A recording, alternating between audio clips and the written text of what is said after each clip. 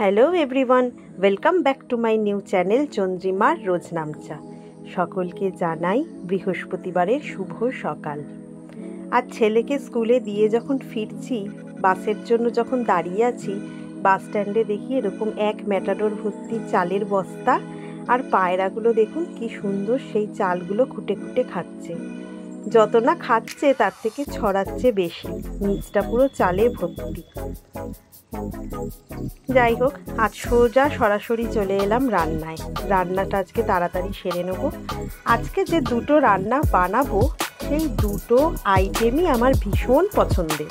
একটা হলো শিমের ঝাল, আর একটা হচ্ছে শীতকালের সবচেয়ে বেশি প্রিয় আমার খাবার হাঁসের ডিমের ঝোল।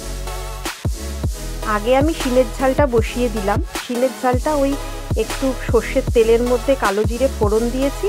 কালো জিরে ফোড়ন দিয়ে শিমগুলো ভালো করে একটু ভেজে নেব। আর শিমটা ভাজার আগে একটা বাটিতে আমি এই সর্ষে গুঁড়ো পাউডারটা ভিজিয়ে রেখেছি, সাথে একটু নুন দিয়ে দিয়েছি। সর্ষে গুঁড়ো পাউডারের মধ্যে নুন মিশিয়ে দিলে সর্ষে গুঁড়োটা তেতো হয়ে যায় না।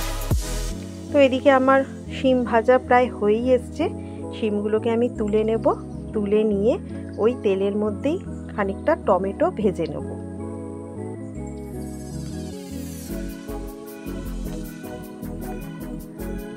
শীতকাল পড়লেই না আমি এই আইটেমটা মাঝে মাঝেই করি। আমার ভীষণ ভালো লাগে এটা খেতে। পটলের ঝাল, বেগুনের ঝাল যতটা পছন্দ করি তার থেকে শিমের ঝাল আমার বেশিই ভালো লাগে। ওই তেলের মধ্যে যেরকম বলেছিলাম টমেটোগুলো ভেজে নেব। সেই টমেটোগুলো ভাজা ভাজা হয়ে গেলে সর্ষে বাটার যে গোলাটা আমি তৈরি করে রেখেছিলাম ওটা দিয়ে দিলাম। এবার ভালো করে সর্ষেটা ফুটে এলে ওই ভেজে রাখা শিমগুলো দিয়ে দেবো। তারপর ওই ছেলের জন্য একটু তুলে নেবো। তুলে নিয়ে তারপরে লঙ্কা দিয়ে ভালো করে ওটাকে গামাখা করে নেবো। আজ সন্ধেবেলা আবার একটু দোকানে যাব মায়ের কাছে, কারণ অনেক শুনলাম যে ছোট ছোট সরস্বতী পুজোর জন্য ছোট ছোট বাচ্চাদের অনেক শাড়ি এসেছে। তো সেগুলোই একটু দেখতে যাব। ছোট্ট ছোট্ট শাড়ি দেখতে বেশ ভালোই লাগে। তো এদিকে আমার শিমের ঝাল কমপ্লিট হয়ে গেছে, দেখতেই পাচ্ছেন। এরপরে আমি বসিয়ে দেবো আমার ডিমের তরকারিটা।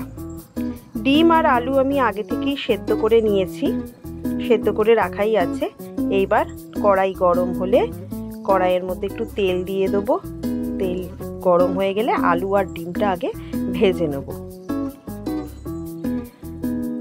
যেহেতু আজকে এই হাঁসের ডিমের রান্নাটা আমি করছি, তার জন্য আজকে আমি আমার ননদকেও ডেকে নিয়েছি। ও না খুব ভালোবাসে ডিম খেতে। আর ডিম ন্যাচারালি এরকম যদি হাঁসের ডিমের হয় তো সেক্ষেত্রে আমি আমার ননদকে ডেকে নিই। কাছেই থাকে, বেশি দূরে না, হাঁটা পথেই ওর বাড়ি। তো আলু ভাজা হয়ে গেছে। এবার ডিমগুলোকেও একটু ভেজে নিচ্ছি। আর ডিমগুলো ভাজার আগে আমি ডিমের গায়ে একটু করে খুন্তি দিয়ে চিড়ে দিয়েছি, যাতে ডিমগুলো ফেটে না যায় আর নুন হলুদও এর মধ্যে ঢুকবে, দুটোই কারণ। ডিম আলু ভাজা হয়ে গেছে।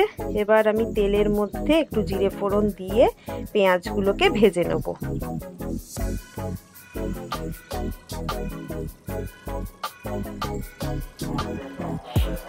শীতকালে এরকম কিছু কিছু স্পেশাল জিনিস আছে, যেরকম বেগুন পোড়া। খুব কিন্তু হেভি কিছু আইটেম তাও নয়, কিন্তু অল্প স্বাদেই খুব ভালো লাগে। যেমন বেগুন পোড়া বললাম একটা, এই শিমের ঝাল, তারপরে হাঁসের ডিম, ফুলকপির রোস্ট, এগুলো শীতকালে তৈরি করলে দারুণ লাগে আর খেতেও খুব সুস্বাদু হয়।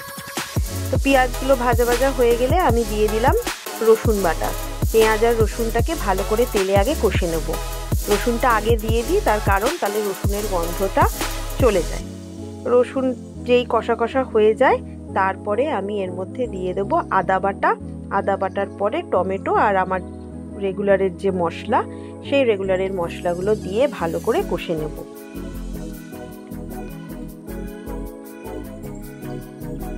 তাও এবার তো সেরকম ঠান্ডাই পড়লো না। আগের বার তাও একটু ঠান্ডা পড়েছিল। জানুয়ারি মাসটা গত বছরে গোটাটাই ঠান্ডা ছিল ভালোই, কিন্তু এবার সেরকম আর ঠান্ডা পড়লো না। ঠান্ডাটা বেশি পড়লে তবেই একটু বেশি খাওয়া দাওয়াটা ভালো হয়।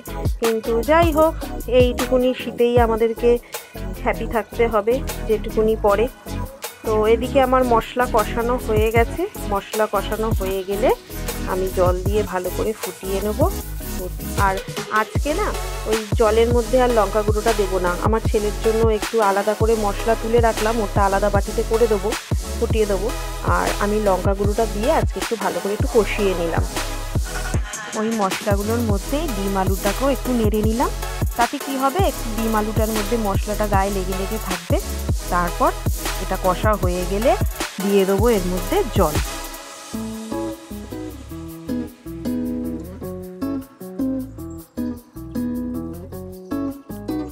ব্যাস ভালো করে ফুটিয়ে নিলেই আমার ডিমের তরকারিও রেডি।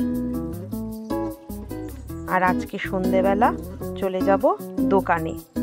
আর এবার একটু এর মধ্যে একটু গরম মশলা দিয়ে দিলাম, ব্যাস হয়ে গেছে, কমপ্লিট।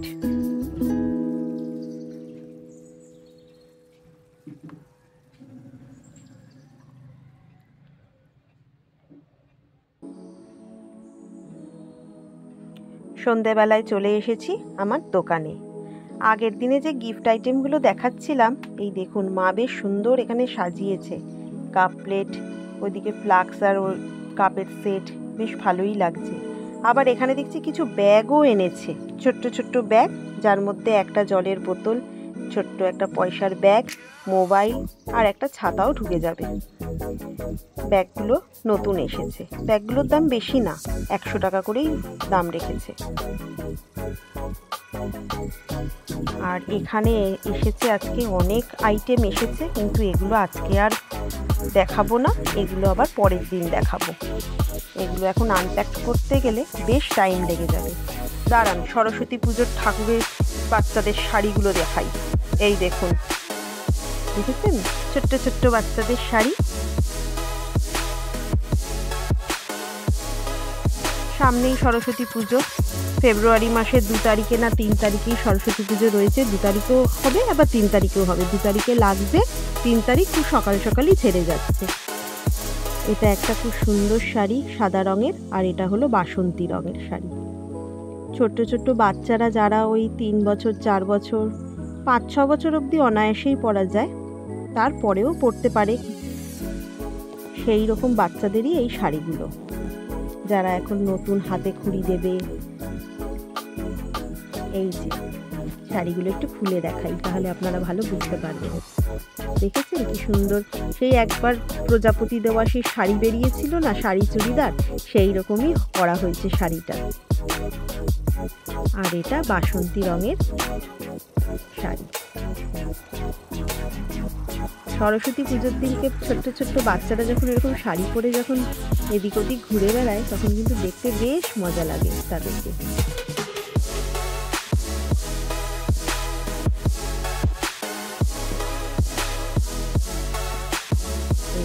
আঁচলের দিকে আবার এরকম কাজও করা আছে। যেসব বাচ্চারা এবছরে হাতে খড়ি দেবে, তাদের জন্য এই শাড়িটা আমার মনে হয় যেন একদম পারফেক্ট শাড়ি। কি সুন্দর সাদা লালে কম্বিনেশনে। আর আঁচলটা, দাঁড়ান আঁচলটা একবার দেখাই। আঁচলটাতেও বেশ সুন্দর কাজ করা রয়েছে। এর সঙ্গে একটা লাল রঙের ব্লাউজ, ছোট্ট, ব্যাস। আর লাল রঙের হাতে চুড়ি, গলায় একটা হার, কি সুন্দর লাগবে, মনে হবে না ছোট্ট ছোট্ট সরস্বতী হেঁটে চলেছে। আর এই একটা হলুদ আর লাল কম্বিনেশনে নেটের শাড়ি। তো যাই হোক, এই অবধি তাহলে আমি আজকে ভিডিওটা রাখলাম। এই আজকের এই জিনিসগুলো দেখাবো আমি আবার পরের দিনকে। তাহলে আজকের ভিডিওটা এই অবধিই রইল, দেখা হবে আবার একটা নতুন ভিডিও নিয়ে। আপনারা সবাই ভালো থাকবেন, আনন্দে থাকবেন। আমার ভিডিওটা ভালো লাগলে একটা লাইক করে দেবেন, আর যারা নতুন দেখছেন তারা আমার চ্যানেলটা সাবস্ক্রাইব করে দেবেন। Thank you.